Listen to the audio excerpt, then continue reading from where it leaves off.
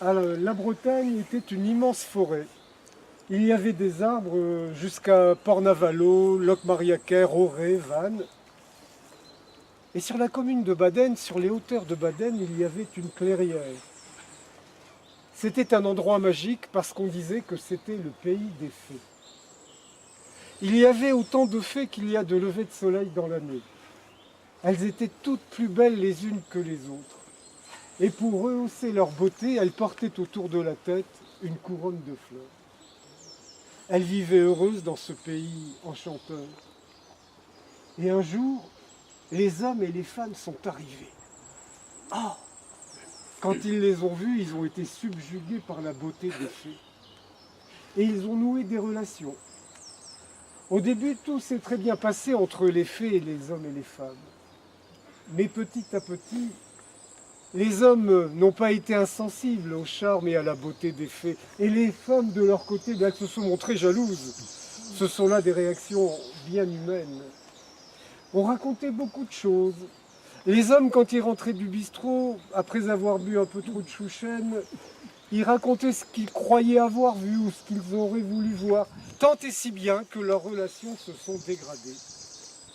Et un jour, Merlin l'Enchanteur est venu de la forêt de Brocéliande. Il a réuni toutes les fées au sommet de la colline de Baden qui descend tout doucement. Et il leur a dit, mes sœurs, les hommes et les femmes de ce pays sont devenus fous. Ils veulent vous chasser. Ils veulent que vous partiez là-haut vers le nord. Ben, les fées ont refusé de partir. Elles ont cherché à comprendre, elles ont voulu savoir pourquoi. Mais Merlin a été très ferme. Et elles ont fini par admettre qu'elles devaient partir. Elles étaient toutes là-haut, sur la hauteur, et elles se sont mises à pleurer. Elles ont pleuré pendant 3 jours et 3 nuits. Au début, leurs larmes formaient de petites flaques à leurs pieds. Et puis ces petites flaques ont descendu la pente, sont devenues de petits ruisseaux qui se sont réunis, qui ont formé un grand fleuve qui a tout inondé jusqu'à Auray, Locmariaquer, Port-Navalo et Vannes. Et c'est ainsi qu'est né le golfe du Morbihan. Les fées, avant de partir, ont voulu laisser un hommage, un ultime cadeau à ce pays qu'elles aimaient tant. Et chaque fée a pris sa couronne de fleurs, l'a lancée sur l'Olympique du Golfe, et chaque couronne au contact de l'eau est devenue une île. Et la reine des fées, elle qui avait la plus belle couronne, l'a lancée au-delà. Et sa couronne est devenue belle île en mer. L'histoire raconte une dernière chose. C'est que tous les ans, au moment où les arbres perdent leurs feuilles, les fées reviennent nous voir sous la forme de ces grands oiseaux sauvages qui viennent passer l'hiver au chaud chez nous. Parce que les fées sont comme nous, elles ne peuvent pas se passer de leur petite mère, le golfe du Morbihan.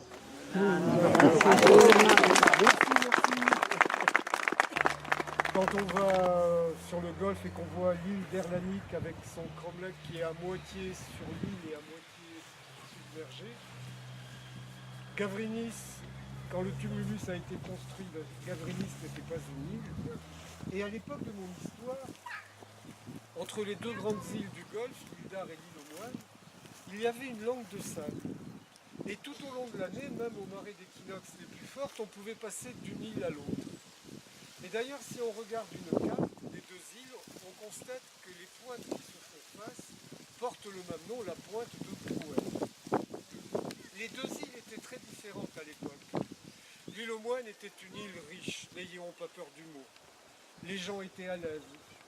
Et sur cette île vivait un armateur qui avait le plus beau manoir de l'île. Cet armateur avait un fils, et bien sûr, il plaçait de grandes espérances en lui. Il imaginait reprendre ses affaires et les faire prospérer. A l'inverse, si on traversait la langue de sable, là on arrivait à l'île d'Ar. C'était une île rude, sauvage à l'époque.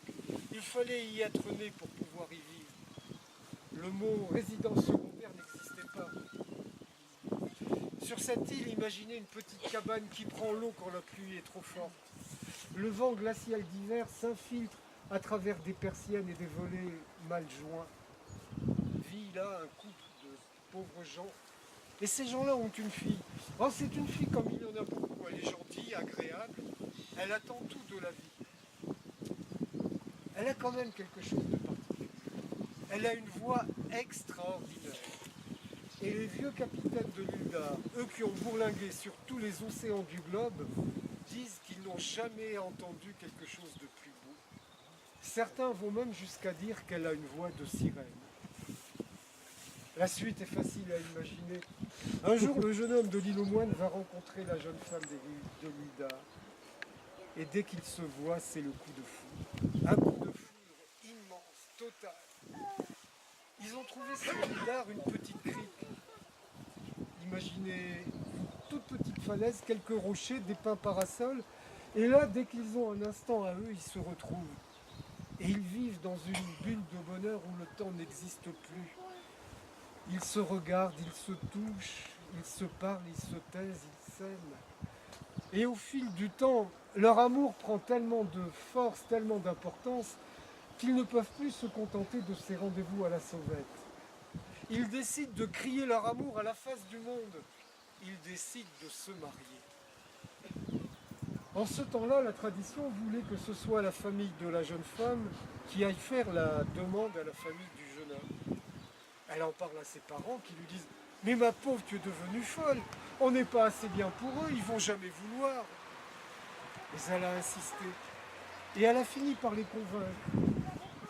Et un matin, les voilà tous les trois qui traversent le passage et ils marchent jusqu'au manoir des parents du jeune homme. Ils ont sonné, la domestique est allée chercher le maître de maison, le père triture sa casquette en regardant ses souliers, la mère regarde la cime des arbres centenaires et le père du jeune homme arrive. Dès qu'il entend la demande, il les chasse tous les trois, comme des gueux, comme des malpropres. Et ils repartent, les poings serrés, le cœur brisé, des larmes dans les yeux. Mais de même qu'on ne peut empêcher le mouvement des marées, on ne peut empêcher deux êtres qui s'aiment de se revoir. Et le couple reprend ses rendez-vous dans la petite crique. Et le cœur n'y est plus. Le cœur n'y est plus parce qu'ils savent leur amour sans lendemain. Au manoir, le père se rend compte que son fils ne va pas bien. Quand il se lève, il a des cernes sous les yeux, il est pâle, il mange à peine, on ne l'entend ni rire ni chanter. Et un jour, le père voit son fils sortir et il le suit.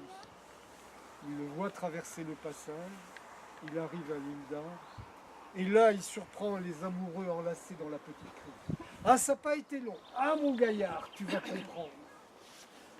Il a emmené son fils directement au monastère de l'île aux moines. Et comme c'était un généreux donateur, c'était un ami du père abbé. Et il lui a dit « Vous allez garder mon fils jusqu'à ce qu'il oublie cette gueuse. » Le lendemain, la nouvelle s'était répandue sur les deux îles. La jeune femme a traversé le passage. Elle a marché jusqu'au monastère. Et là, de sa voix de sirène, de sa voix de femme amoureuse blessée, elle a chanté ses plus belles complaintes d'amour qui venaient du plus profond de son cœur. Et sa voix mélodieuse traversait les épais murs du monastère et parvenait aux oreilles du jeune homme qui se morfondait de chagrin. Elle est venue ainsi pendant des jours et des jours. Seulement, les outres moines entendaient aussi la voix de la jeune femme. Et ils n'y étaient pas insensibles, dames, c'étaient aussi des hommes. Et ils se surprenaient à attendre le moment où la jeune femme allait venir chanter. Le père abbé s'en est rendu compte. Il s'est aperçu que son monastère partait à voler. Alors un soir, pris de colère, il est sorti. Il a marché jusqu'à la plage. Et là, on ne sait pas s'il a invoqué les saints du paradis ou les puissances maléfiques de l'océan. Mais ce qu'on sait, c'est que dans la nuit, il y a eu la plus grande tempête que le Golfe ait jamais connue. Un vent terrible a soufflé, qui a déraciné des arbres, arraché des toitures, drossé les bateaux contre la côte. Et le lendemain, quand la femme s'est présentée à la pointe de Brouel, elle s'est rendue compte que le passage n'existait plus. Il avait été emporté par la tempête. La fin de l'histoire, on ne la connaît pas vraiment. Est-ce qu'elle a voulu traverser quand même? Est-ce qu'elle a préféré mettre fin à ses jours? On ne sait pas. On ne l'a jamais revue. Les vieux capitaines de l'Uldar racontent que tous les ans, À la même date, on entend un chant de sirène qui monte du fond des eaux du Golfe. Et les vieilles femmes au lavoir à l'île aux Moines disent que c'est en souvenir de ce couple malheureux qu'on trouve toujours sur leur île le bois d'amour, le bois des regrets et le bois des soupirs.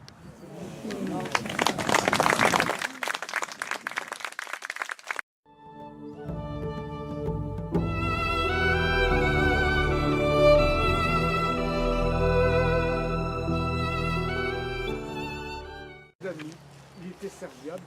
Et en plus, il jouait du violon. Et on l'invitait à tous les mariages, toutes les noces, et sa bonne humeur était contagieuse. Il y en avait un autre de bossu, Fanche.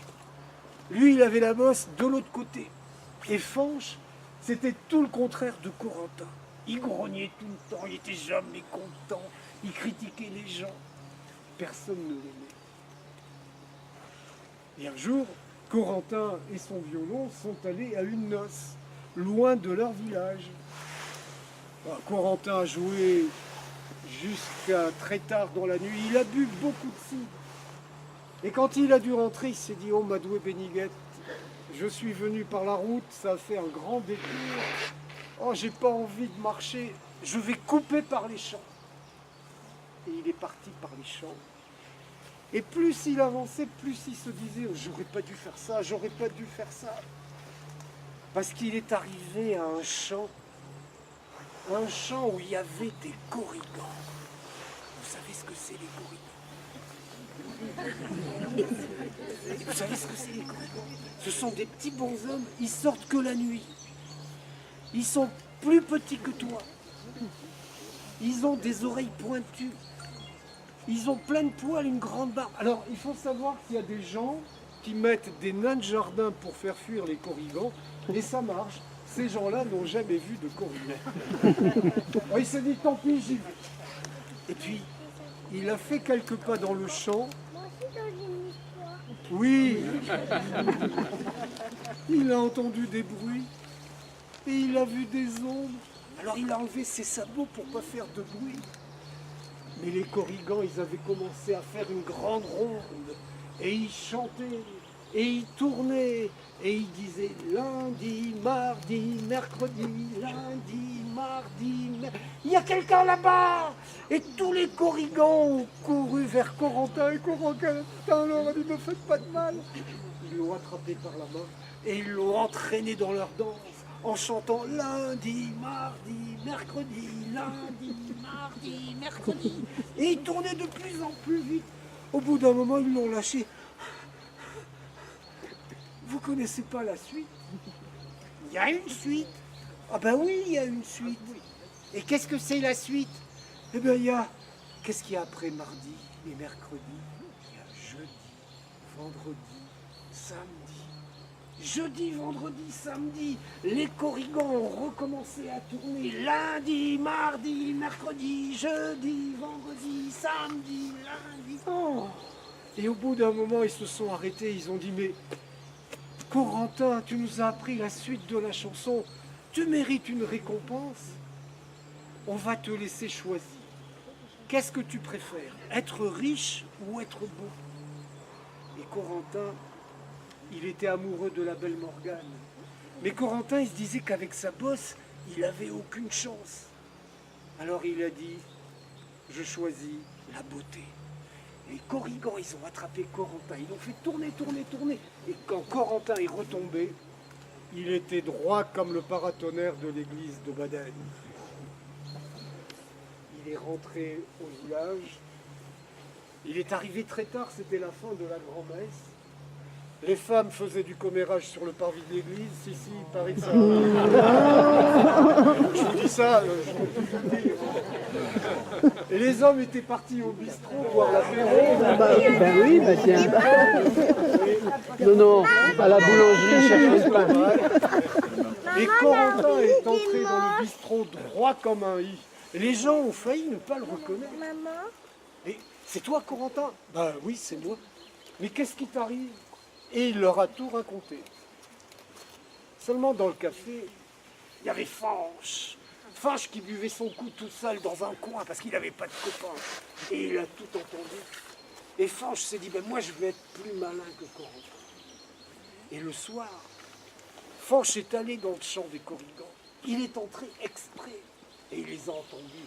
Il les voyait qui tournaient et qui chantaient la chanson des jours de la semaine. Et il leur a dit, oh, je suis là, je suis là. Les Corrigans se sont précipités vers lui et ils ont commencé à tourner, lundi, mardi, mercredi, jeudi, vendredi, samedi. Vous connaissez pas la fin? La fin, il y a une fin.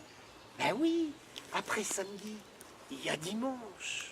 Alors les Corrigans ont attrapé Fanche et ils ont commencé à tourner avec lui, à tourner lundi, mardi, mercredi, jeudi, vendredi, samedi, dimanche. Lundi, mardi, mercredi, jeudi, vendredi, samedi, dimanche. Ah Fanche, tu mérites une récompense toi aussi. Choisis entre la richesse et la beauté.